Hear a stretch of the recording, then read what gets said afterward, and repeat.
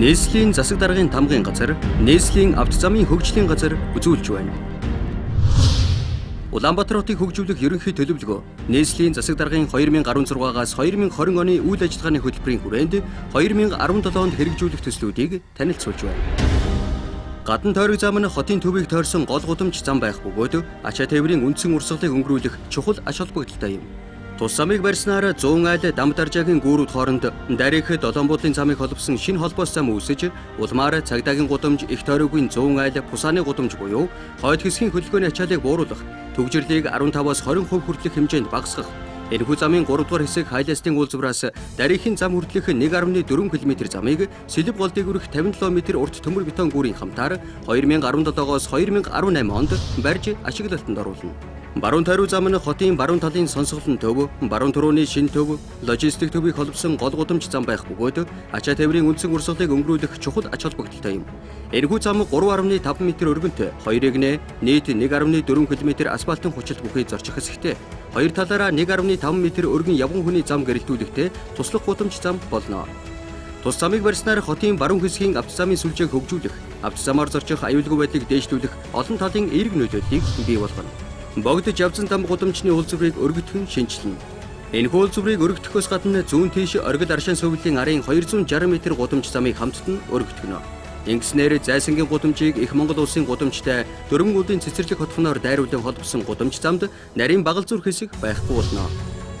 Плазагийн үйлчвэрийг шинээр барих ажлыг 2017 онд нийслэлийн замын сангийн хөрөнгөөр хэрэгжүүлэх юм. Тус үйлчвэрийг шинээр хийснээр тээврийн хэрэгслийн аяллаа хугацаа богино болж бага тойрогын замыг цагдаагийн гудамжтай холбогдох шинэ гудамж зам үйлчвэр бий болно. Өгөөжийн үйлчвэрийн өргөдөл шинжилгээний ажлыг 2017 онд нийслэлийн замын сангийн хөрөнгөөр хэрэгжүүлэх юм.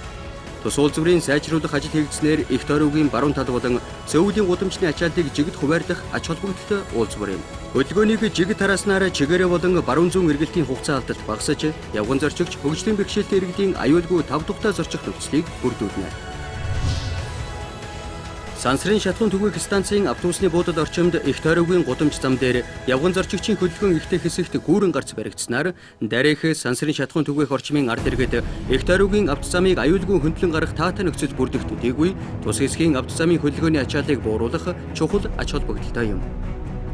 Явган хүний гүүр нь 3 м зорчих хэсэг бүхий 28 м урттай, ус зайлуулалтыг бүрэн шийдсэн газар хөдлөлтийн 8 баал тэсвэртэй металл гүүр байхаар төлөвлөж байна. Ангуул дүүргийн 11-р хороо зайсангийн тойрогоос аялал жуулчлалын гудамж богдхан амралт хүртэл шинэ зам юм. Тус замыг барьснаар амралт зугаалга, аялал жуулчлалыг хөгжүүлэх, хөдөлгөөний аюулгүй байдлыг сайжруулах зэрэг олон давуу тал бий болно. Тус зам нь 2-ыг 7 м өргөн зорчих хэсэгтэй, хоёр талаараа ус зайлуулах ээл хашлагтай, явган замтай хорооллын зам болно. Ангуул дүүргийн зайсангийн авто замаас зайсан толгойн урдуур богдуулын авто зам хүртэлх, шинжилэл хийгдэх авто зам нь 2-ыг 7 м өргөн зорчих хэсэгтэй, авто зогсоол нь 2-ыг харьцах 5 м өргөнтэй, хоёр талаараа 225 м өргөн явган замтай байхаар төлөвлөсөн. Сонгон айрхан дүүргийн 30-аас 31-р хорооны нутаг дэвсгэр дээр байгалийн чулуун хүчилтэй авто замыг барьж, ард аюушин гудамжнаас үйлдвэрч нээвлийн гудамжийг дайран улмаар махын пгсийн гудамжтай холбогдох 4 байршилд шинэ зам барина.